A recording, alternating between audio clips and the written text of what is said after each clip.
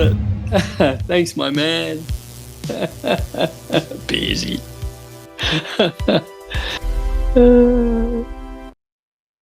Hello and welcome to Rusty's stream.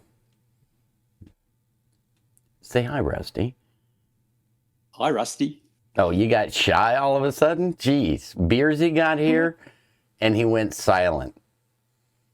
Got nothing to say now. I did not hit her. It's not true. It's bullshit. What's up, crotch McScratching?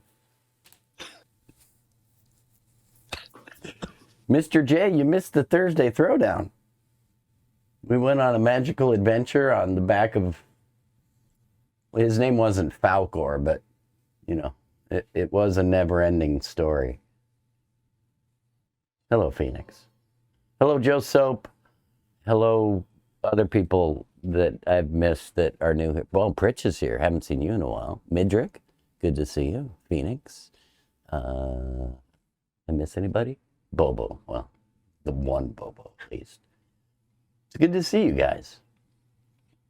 Rusty and I are going to bring you, as he said, the end of a trilogy. Rusty and I started back when he released Time Lord 1.0. And I was like, this is really awesome. I got to get to know this guy. And we got to know each other, right, Rusty? Yeah, we have, mate. In a virtual way. Yeah. It's been like 3 or 4 years, something like that. Yeah, we're starting to know our little quirks. Yeah. And then Rusty revamped Time Lord a few times. We helped show those off. And then last year, Pirates of Life was released. Mm-hmm. Quite a game. At the Pirate Festival, I had my V-Pin there, and we had Pirates Life playing. Kids loved it. Yeah. And now we're going to bring you Game of Dog. Huh? You want to give them a little anything before the intro? Or should we just get right into it? Love your dog, and yeah, let's do it, dog. Let's get into it. Do it doggy style? Let's do it doggy style, dude. All right. Rusty wants to do it doggy style.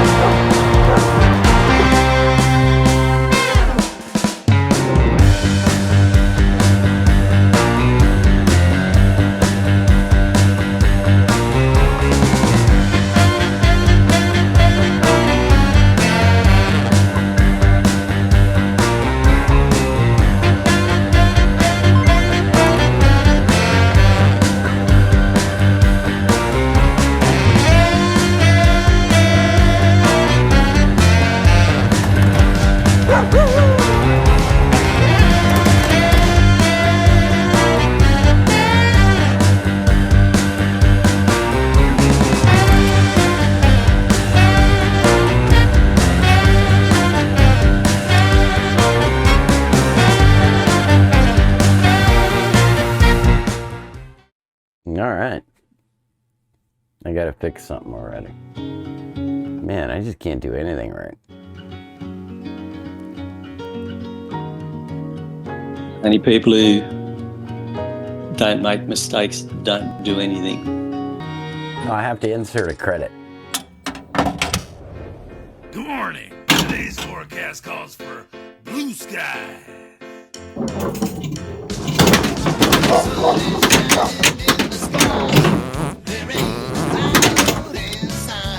It's not raining, everybody's in the play, and don't you know it's a beautiful day. Running down the avenue. So, Russ, this layout feels familiar. Oh yeah. Oh yeah. Tell me more. Where have I felt this before? Oh yeah. This is Party Zone ramps, man. This is straight out of JP Sales' Party Zone. We got that game in our clubhouse, and I was playing, and I go, these ramps are insane, and I just went, yeah, I've got to go with these. Starting a good game, you have to be inspired by something, and the ramps in Party Zone, I just love the flow of them. There's something special, and I reached out to JP. I said, "Hey JP, I love this parts of this table and whatever. Can I use it?" He said, "Yeah, man, you use whatever you want." So that's where I started. Same with Time Lord. I started with the ramps on Totem, Tales of the Arabian Nights. Just love that spiral ramp. And in Pirate's Life, I was playing a game in the clubhouse, Stranger Things.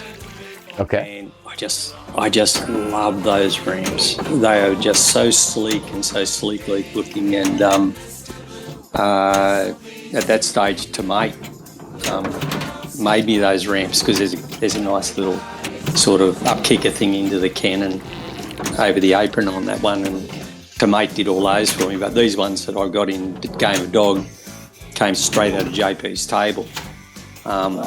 So that was nice. I really liked that aspect of Party Zone.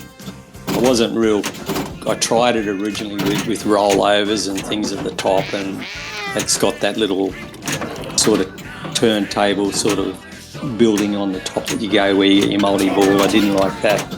But I really loved the up kicker, and I really loved how the left-hand ramp went around the back of the wall and then came out through an up kicker through the top down to that beautiful ramp down to the return to the left flipper. So you can go right hand flipper shot, return to the return to your left flipper. So that was pretty cool. I like that. Yeah, you got a lot going on here. You got the drop targets that go down. Yeah, you can lock a ball in there. And you got the ramp over here, as Joe mentioned, the Very target, which I love. A Very target. All of my games. Yeah, sorry. The spinner wheel? I don't know what they call it. Yeah, it's like the CSI spinner. Yeah, well, that's true. The Scotty Wickberg potion spinner from Harry Potter and the Goblet of Fire. I think Time Lord. I played a game called Time Lord. It has something like that too, with a dragon. Probably even had with a dragon, yeah. And you probably even play that in Pirate's Life with maybe. Yeah, up in the top right-hand corner, the spinner sits up there. So all of my 3 games have had a Very target, except for Time Lord, sorry. All of them had a spinner. Pirate's Life had the Very target where you get your cannon shots that do damage on the ships to destroy ships.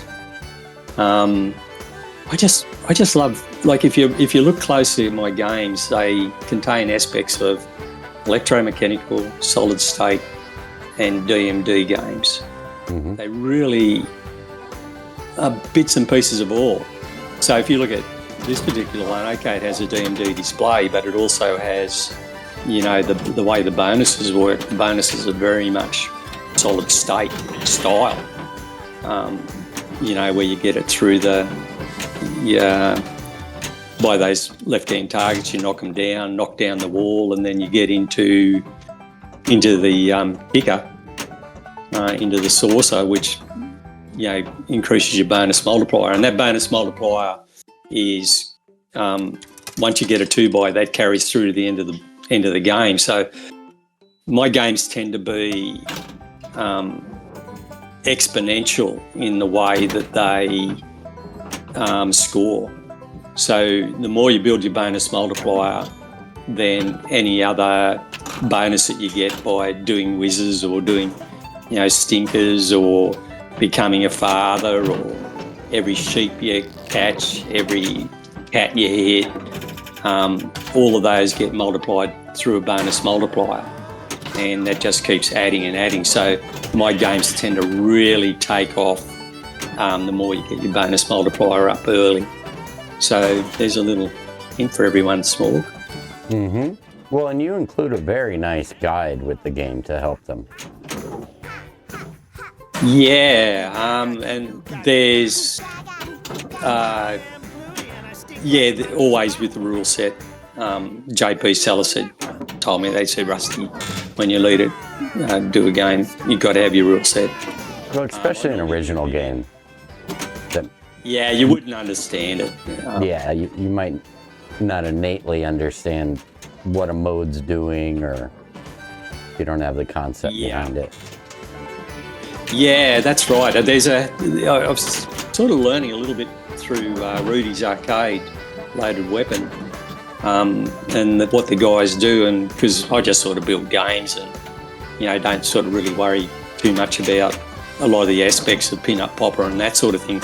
But going in there, I've sort of learnt that they use these little help sort of screens, and so I made one of those for this game as well, which gives you a quick overview of how the scoring works. Yeah, we'll review that here in a minute.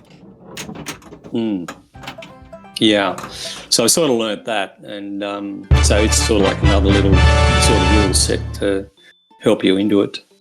So what was the inspiration for this game? Oh, wow. The inspiration is totally Marty McKenna. I never intended to build another game. With Marty McKenna. Nobody would know Martin McKenna. Well, you're going to have to teach us. You must be the monopoly. Hey, Arthur. He's a young fellow who grew up way too hard. Left home when he was probably about 12 years old, lived with dogs. Oh, wow. Yeah, incredibly sad story, but with an incredibly brave and happy ending. This young fella, in my eyes, is a superhero. He raised with these dogs. He actually became the leader of the pack, and he was dyslexic, discarded, and this guy, he rose up by his bootlaces and learned to be really a dog behaviouralist expert. And I learned about him when I was travelling through Canada. I'd heard of him before on ABC radio about this kid that lived with dogs, and he could talk to dogs and things like that. And I learned from him some things which actually helped me in my dog training, because I've got a Australian Kelpie, probably the most energetic dog in the world. They can run, 20, 30K a day. Oh, yeah. 30 feet, they can move a 300 kilogram bull. These things are lightning. And but I learned from Marty that you actually need to get your dog to sit to get the adrenaline out. And if you've really got trouble with them, you got to make them walk backwards and get them to sit again. And it takes the adrenaline out of them, and it calms them down. And that has helped me a lot with my boy. Not that he was naughty, he was just sort of just full of energy. Misbehave, yeah. Yeah, a bit like me and you, probably, Marty. And the thing is, the other thing that I learned from Marty was from him living with dogs is from the time they get out of bed to the time they go to bed, that they score points. They're always trying to assert their place in the pack. So everything they do in the day is about asserting points for their position in the pack. So when a dog puts its paw on you, it's actually leaving its scent, and it's actually saying, I own you, because it's left its scent on you. When they rub up against you, they're leaving their scent. So we tend to think as human beings that they're actually, what would you say, that they're, really endearing, but they're effectively, they're trying to score points off us all the time. Well, yeah, they're in our pack. They're in our pack, but they're also trying to be the boss. Yeah, and, always. Yeah, and Marty said the biggest point score you can do is feed a dog, given it shelter as well. But he said, that's how he gained his position as number one in the pack, because he was living with a dog called Blackie, and he wanted to be the boss and he wanted to eat him. and he had to fight with that dog. He had to fight with that dog tooth and nail to say, no, I'm the boss. I get your food. Yep. You know, and from that time on, they had this uneasy relationship. But yeah, so that's the story behind Game of Dog. And it was a combination of hearing Marty's story, just my love of dogs and how they're great point scorers, and also these seeing party zone. And like Mr. J. Crane says, you know, Rusty makes something out of bits and pieces, and that is me. I take a bit of this, a bit of that, a bit of this, a bit of that, and try to make almost like a collage. That's not a bad thing. Yeah, I think that sort of sets me apart. Yeah. I'm not a purist. You look at Joe Picasso, his work is very purist. You know, if you have this style of graphics or whatever, then you've got to follow that style of graphics. And whereas me, I go, you know, there's so many wonderful aspects of life that make everything come together. And Hey, Russ, we had a runtime error. Oh, did we? Yeah, 6065, variable undefined, add score 10,000. Loser! You're a loser! Are you so feeling which sorry one? for yourself? Just Well, you let me should write be, that 'cause you down, are mate. dirt. Oh, I'll Yep. get that back Stick later. you, big I'll get baby. that. Baby So wants Well, I will, dirt bottle. 6065, yep, there's a runtime error. Okay. add score 10,000.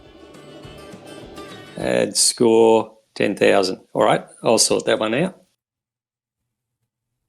No worries. Thanks, Marty. I did something amazing and the game didn't like it. Okay, what'd My you do? story, I'm sticking with it. That's an unusual one. When add score is a pretty basic function, but there'd be a reason. Surprised Joe Soap didn't find it. I always break things. I'm good at it. Well, we've only got a limited skill set. I know. Mr. J likes your DMD work. Yeah, I'm working on it.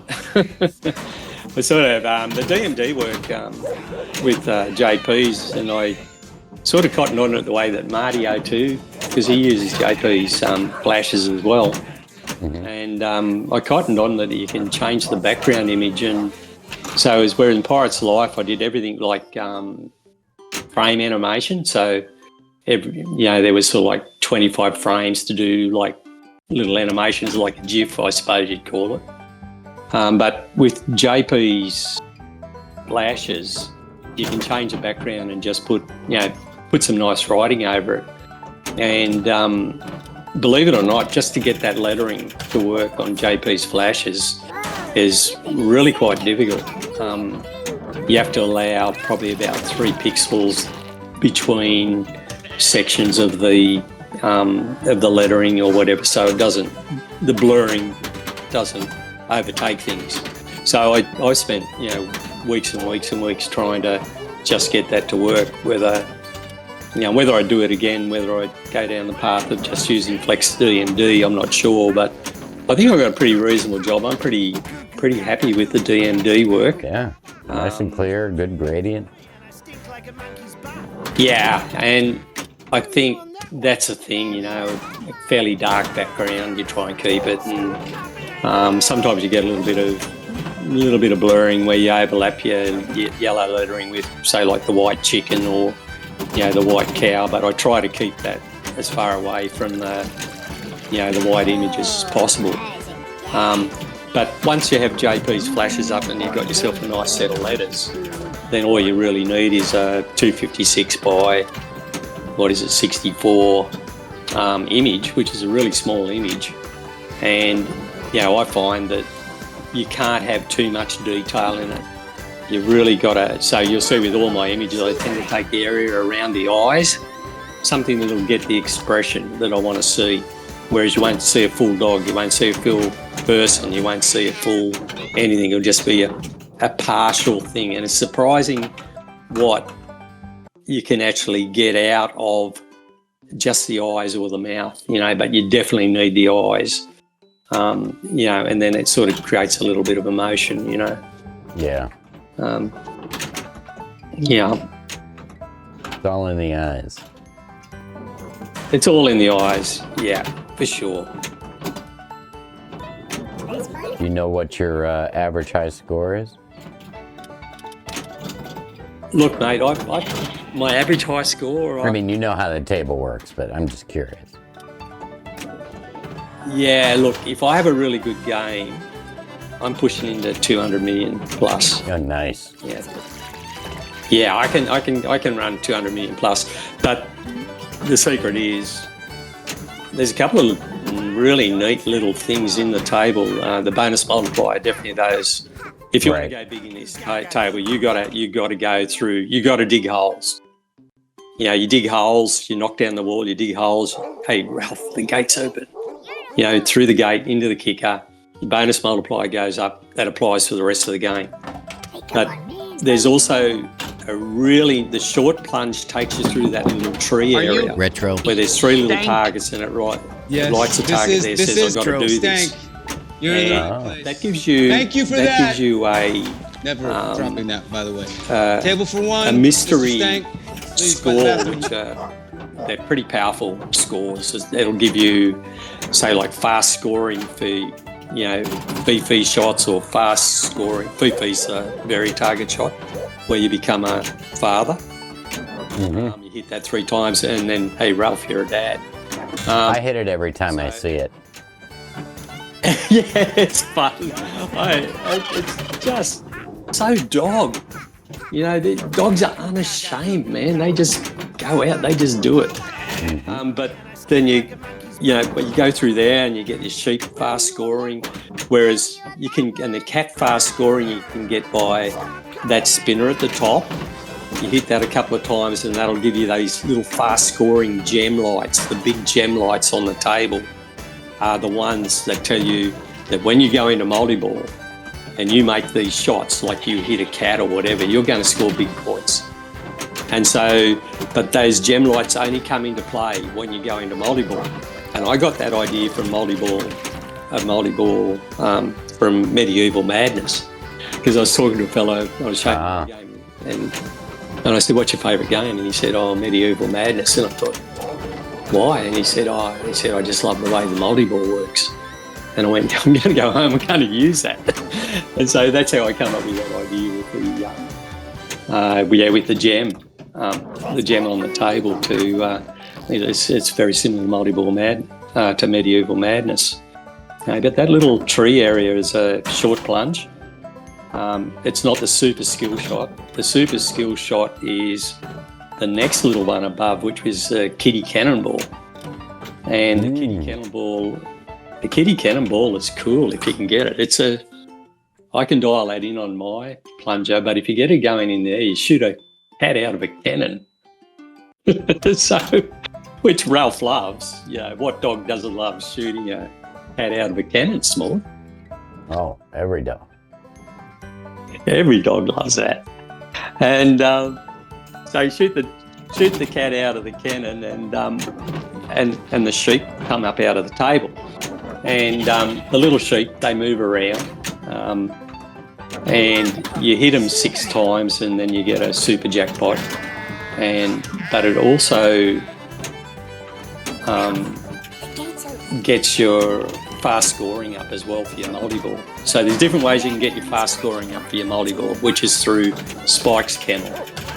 And you can go through Spike's Kennel and get a multi-ball anytime. But like Medieval Madness, it depends what you've set up before, how valuable it will be. Okay. Yeah.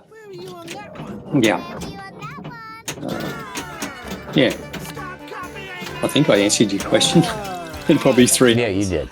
No. I told you, I'm going to lead you. I'm always off leash, dude. Well, that's good. I don't work on a lead. No, I like you being a little rabid.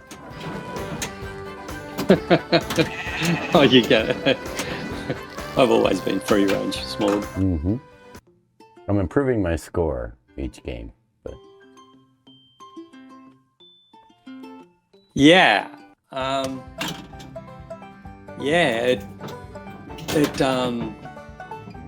It's a sort of game, if you play it, and it's like any game, you don't have a strategy. You go, wow, these are nice ramps, lots of nice, like it's got nice flow. But it does. You go, nice flow, you got nice flow and that, but why aren't I scoring? And then you go, well, you can't really score until you see those, if you get the cats up out of the table. You got to build stuff up. Out of the table. You got to build it up, you got to hit these dudes. And yeah, I'm on the goat right now. Oh, you're on the goat? Well, I'm Oh, right. Yeah. You're building up your the right hand for the sheep. Yeah. I counted on the truss post. Counted on the truss post. Yeah, it was my own fault. It was just a faux pas. Go ahead. It happens. That right hand saucer, where you see there's like the 4-leaf clover, the lucky dog, and then you'll see a cat. Right You here. see a sheep, and then you see a king. If you go in there, it alternates between the 4-leaf clover, the lucky dog, which is just like a small award, and the next one, the cat. When that's flashing, you go in there, it'll bring the cats up out of the table, and that's where you start to build up your points, because when you hit the cats, when you hit 3 cats down, you get a good score. When you hit 6 cats down, you add twice on your bonometer.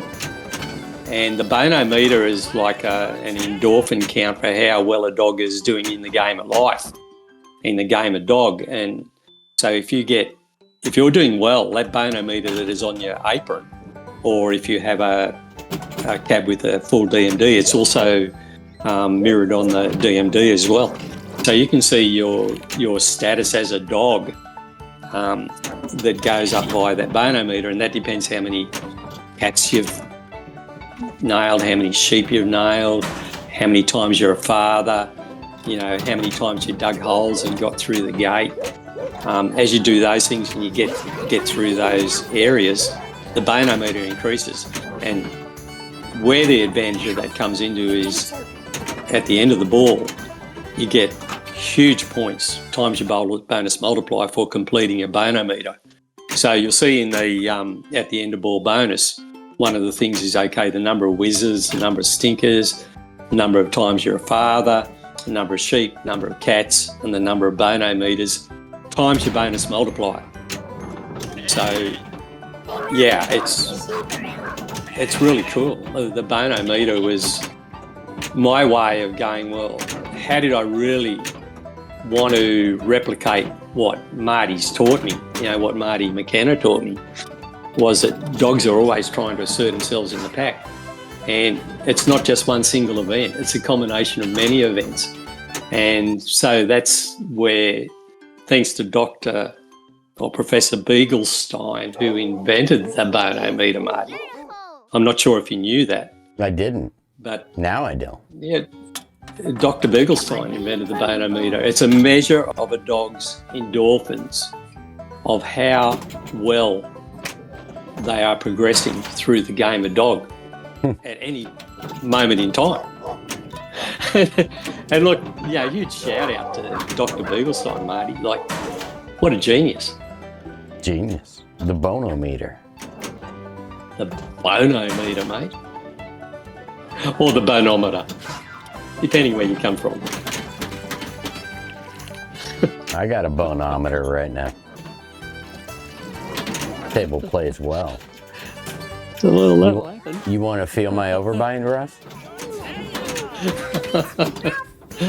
I'm not particularly smog. All right. But if you've got a need to take it out for a run, just take it outside, son. Good boy. Don't let me stop you. Don't let me stop you, boy. Fly, we're a mature stream. You do what you want. You go, dude. Where'd you go? This ain't that Game Club Central channel. That guy was a pussy. Pins are us.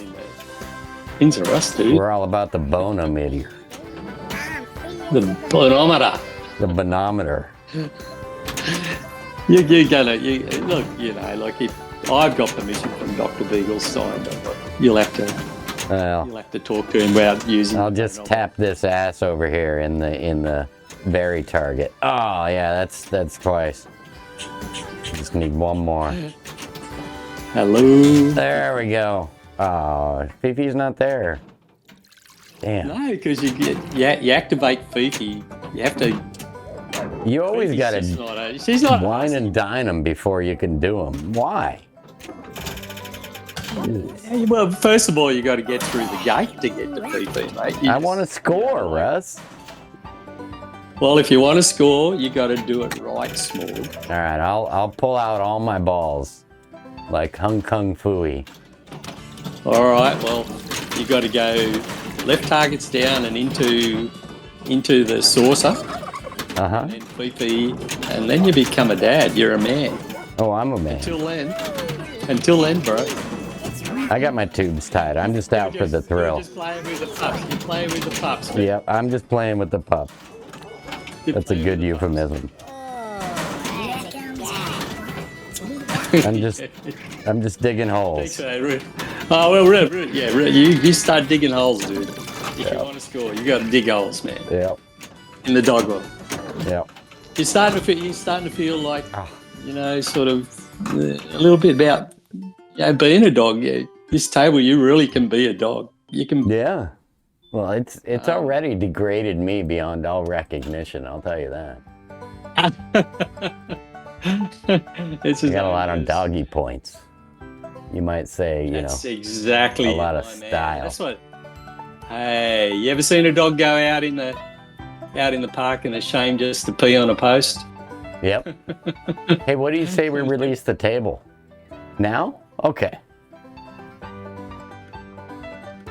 It was already approved. Released, I think, dude. Yeah. It's already approved.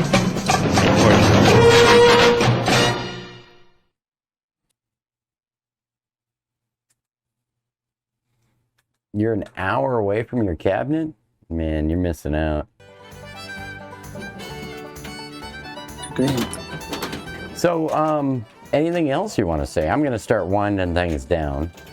I know it's, noon for you? Yeah, getting close, yeah.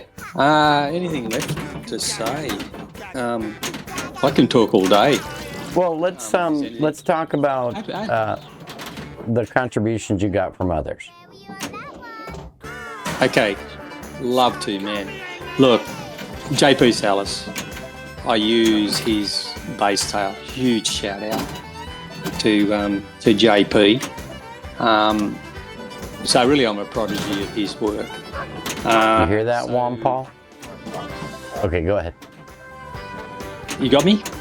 Yeah, his real name is Juan Paul, aka JP. Paul. Yep, JP. Yeah, Juan Paul. Yeah. So huge shout out, JP. I bugged the absolute crap out of him in my first two games, and I have to say that on this game, I only sent him one message right towards the end, just on a little thing I just wanted clarification on. So after the first two tables, I'm sort of pretty well able to oiled his framework. Yeah, look, it's still difficult.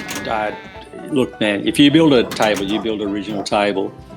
The only thing that I can describe it, it's like you're always climbing a mountain or climbing a 10 degree grade. It's always uphill. I can imagine.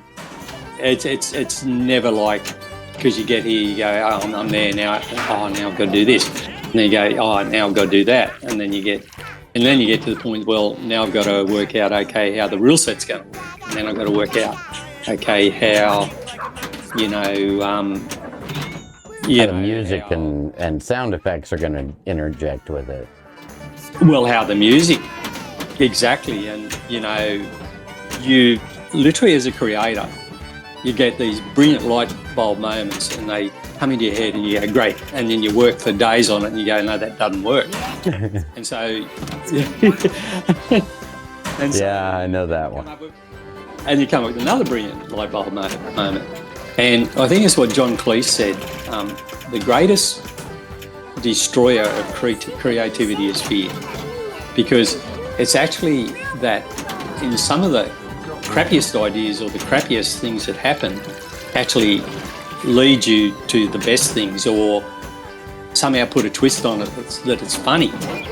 And it was interesting this time around that the game was starting to look good. It was starting to feel good. I just found really nice music. You know, the soundtracks from Bluey by the guy that does the music for Bluey, absolute genius. You know, it's just jingly. It's perfect for the style of game and the feel that I wanted. And that was working really well, but the game still sounded flat. And I would have really loved, and I hit up Andre Penner and my nephew Mick, who's Frankie, that did Pirate's Life, to do some sound over work, to do some voiceovers. And they're both young parents now, and they just don't have the time. And then I'm going to go, well, it's going to come back to me to do the sound over. So I did the voices for the way that I thought the dog should sound, or how I felt Ralph should have sounded. And then I went, oh, yeah, but it's too, you know, it's just too manly. And so then I went into just my wave pad and I put a child vocoder over, and I went, what? That is perfect. And so I got Ralphie's voice. Hey, it's me, Ralphie boy. Nice. Here's a bird, baby. You know, hey, drop that flappy chops. You know, the voiceovers for me is the ultimate fun in the game. It brings the game together. And it's where, as a creator, it's finally like, I can see the top of the mountain, and now I'm going to enjoy the view.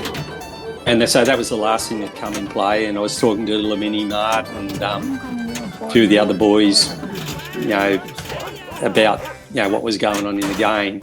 And once I put that in there, they just went, oh, wow, yeah, the game's alive.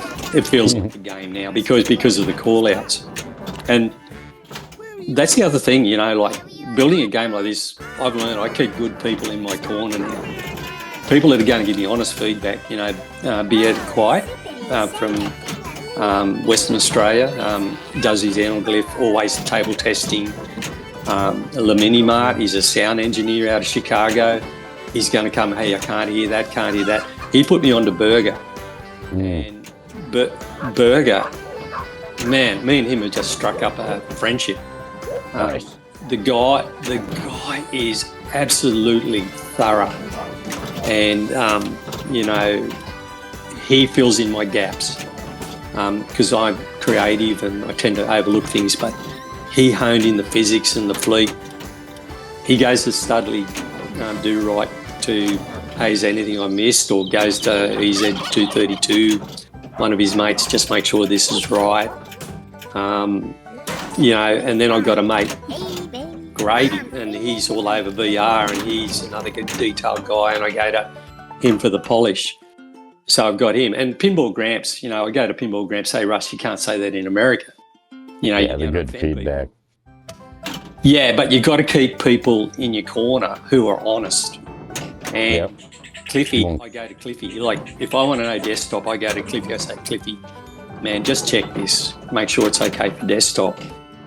Be it quiet for anaglyph, you know, Gravy for VR, you know, physics, and that go to Burger, and he nuts it all out. So it's the sort of thing to get a really polished product. You just can't do it on your own. No. You only got a limited skill set. Takes a village. Yeah. Takes a village, and yeah, exactly, small. Yeah. So yeah, that's pretty well, you know, the people that are involved in it, and I give all the people in the game who are involved in it and mention in the downloads. Loaded Weapon, Rudy, he did the little bones on the flippers. Oh, okay. Yeah, Rudy's pretty awesome. Yeah, he's awesome. And look, hey man, look, in the one download you can do cab, you can do desktop, you can do VR. Now, there's two sets of blades in there. And you have to line those sets of blades up perfectly. And with primitives, they're a primitive. You can't make them invisible. You can only turn the image on and off. Mm-hmm. You can lower them and that sort of thing. So to get cab blades that didn't extend out past the side of the cabinet and didn't interfere with the other blade, I don't know how I did it, but I managed to line up 2 sets of blades, turn the image offline and the other one overlaid it and didn't show through the cabinet. Nice. And, that's... Yeah, so you can do it all with one. But it's not quite as high as Rudy would have liked. Loaded Weapon would have liked. He would have liked the blades higher, but I just said to him, hey, man, I just can't do a 3rd set of blades. It's just too much.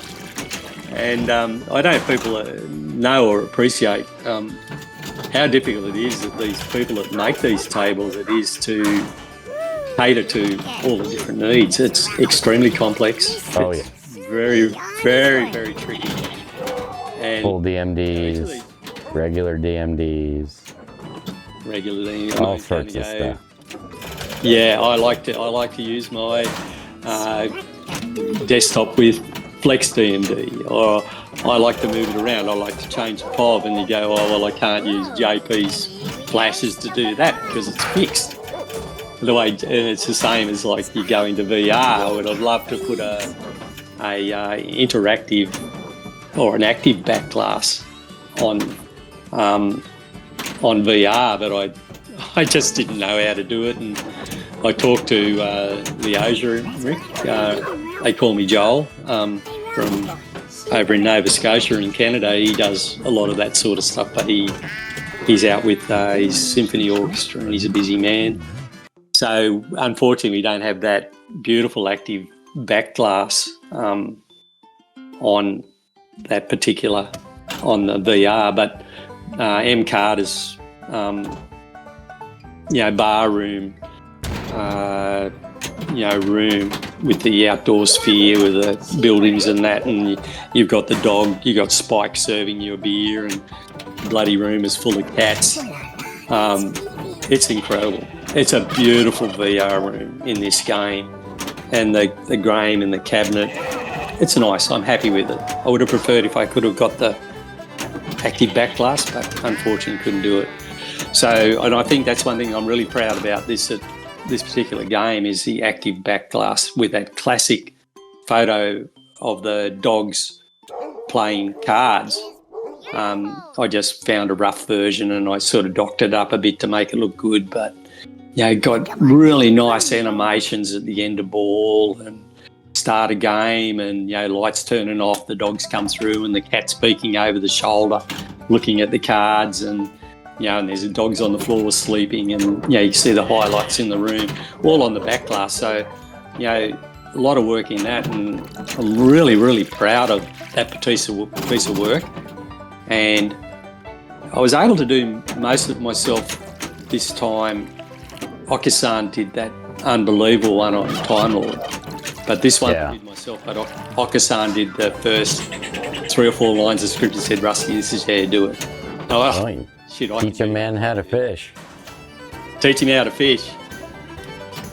Speaking of Okusan, he does like to fish. He does a fishing for eels, I think. Oh yeah? I hope he's getting. Yeah, he's a bit of an eel fisherman. Yeah, there's a man with some skills. Yeah, so they're mostly, I think I've gone through most of them except for probably one fella, another good guy I keep in my corner is Gravy. Gravy actually lives near my parents on the north coast of New South Wales in Australia. And when I was up at Mum and Dad's, I went up and ducked out and I met the guy. And, we struck up a friendship. And same again, there's a guy who's, nice guy but honest.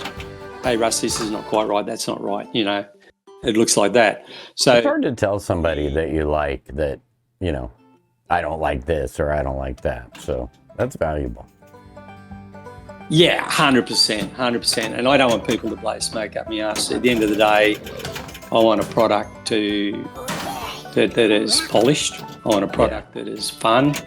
And all of these people that I mentioned that you see above in my credits or in my credits, they're all the same. They're all cut from the one cloth.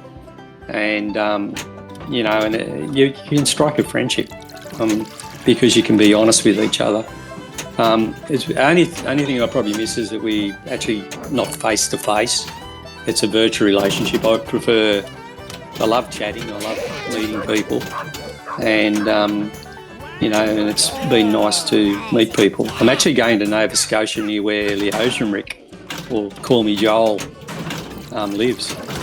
Sue and I will be there in September. It'll be nice to catch up with him because my daughter lives in Canada. So we're going to visit her. But, that's what I told Russ the first time I played at Madrid. And Mr. J says he appreciates you, so he wanted me to make sure I called that out. oh, thanks, Mr. J. Yeah, You're a real talent. yeah, thanks, guys. Yeah, I'm very unique. I know that. Always have been. But yeah, thanks very much for the love and for everybody who spent the time to join in and give some support and give me a bit of love. Means a lot. It's a long, really long, isolating process to build a game, and this really is where the cream comes. The game's love. This is where the love comes, and it means a lot. It means a lot, and I really appreciate everybody's support. And my sincerest hope is that when people play my games, they feel good. If you finish one of my games, my goal is that you walk away from the cabinet and at least you had a laugh. But don't care. Go ahead. Sorry, bro. No, go ahead. Yeah, that's it. Just if you walk away from one of my games, my goal and my primary design is you're going to feel good. I don't do grim or nasty, or if it is something that is, what would you say, dark. My stories are that there is somebody who is going to rise above the darkness, you know, and become great. You know, Cecil Hoggleston, the boy who was downtrodden, you know, in Time Lord. You got Kevin, the son, the wasted son who didn't want to become the Time Lord, had to rise above it. You know, Game of Dog. You've got you know, Marty McKenna's incredible story to be a man of humility and love against all the odds. You know, that guy. I sent him a letter. I said, "Hey, Marty, I honoured you in my game. You know." And I sent him $50 to, you know, have a cup of coffee with his wife and kids or whatever he wanted to do. Nice. So I hope one day that he'll contact me and, you know, we can chat, because he's a man I'd love to meet, because they're the people I admire in life. You know, people who've had to strap themselves up by their bootlaces, rise up and, you know, face the world in the eye. And go, you know what, I'm okay. And that's what I hope my games give people. You're okay, have a laugh. Whoever you are, you're good enough. Well, I always said since I found you with Time Lord, I'm like, well, this is a guy that cares about what he's making, number one. Number two, you know, you're creating something with a story behind it that's original, and that's missing often from pinball. So pretty special when you 100%. Put out something new. 100%. Look, greatly appreciated, Marty. I think we must be running pretty close to time now. Yeah. I'm not in a rush, but I wanted to make sure you got everything out. Thanked everybody you wanted to thank. Yeah, look, I do. I want to thank my buddies from Wollongong, Ratman and Mojo Dingo. Been good mates for, you know, quite a few years, and really appreciate their support. And of course, always, you know, Joey Soap, you know, popping in to say hello. He pops in on a stream we do for the Illawarra Pinball on a Tuesday night. So he's always supportive and supportive of Australian pinball. And I just got to say, I'm just a huge fan of virtual pinball. I see incredible when I see virtual pinball. A lot of people don't. I appreciate that, but for me, I play virtual pinball exclusively apart from when I go to the clubhouse, and I can play and make it with the best of them. And just purely from what I've learned through virtual pinball. Right. And for me, it's more than a toy. The physics and the playability and the skills that you learn through virtual pinball have made me a great pinball player. And it also made you somebody who can look at something in the world and say, oh, I can make a game out of that and bring it to life. Yeah, I've always been able to do that. And my daughter's the same. She can make a game out of anything. And that's something that we enjoy when we travel. I love traveling with my daughter. Her and I, we just make each other laugh. We can spend hours in a shop looking at cards and laughing at funny things in cards, or making things out, or making stories up about anything that is dull and boring. My daughter's got a way of making it, joyous. More exciting. Yeah. Yeah, exactly. So, enjoy a laugh together. That's what my dad said. There's no medicine like laughter. So I think I learned that from him and my grandmother. Yeah. Nice. Only one person to thank, and that's you, Smorg. Nothing to thank me for. I'm just playing it and showing it off. There's plenty to thank, man. You got skills, dude. Got some good flow. Great. This is a fun play. The game?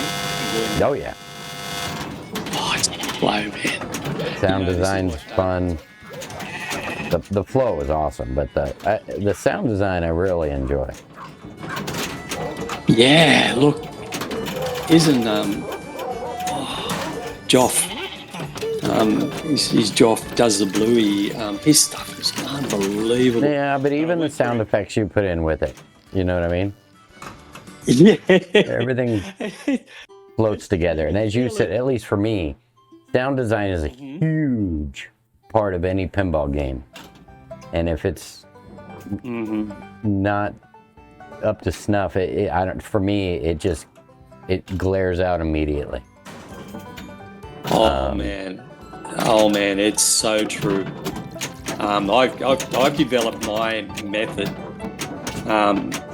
for sound design, where I bring the call outs in pretty well, maximum level, probably about -1 dB. And I also EQ them and set the reverb to match the music. Mm-hmm. So when I do a call out, it's not just a call out, it's a reverb that actually slots in with the music, and and that helps it blend in as well. So there's a little bit there. So a little bit in the design of the call outs where they sit volume wise. But with the music, I bring the music in around about -6 decibels. And I find that sits me in nice.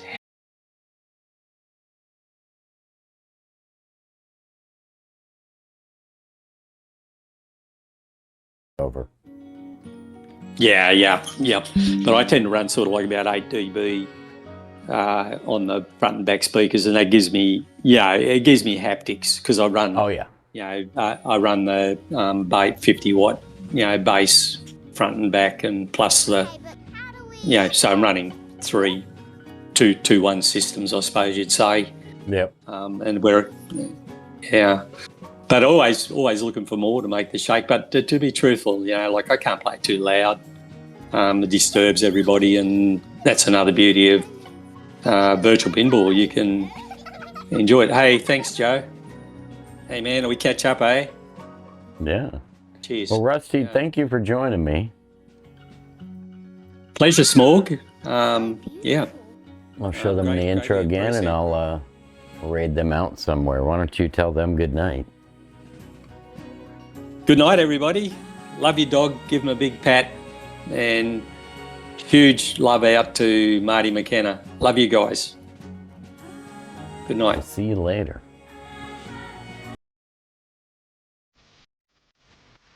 Hey, be good to each other.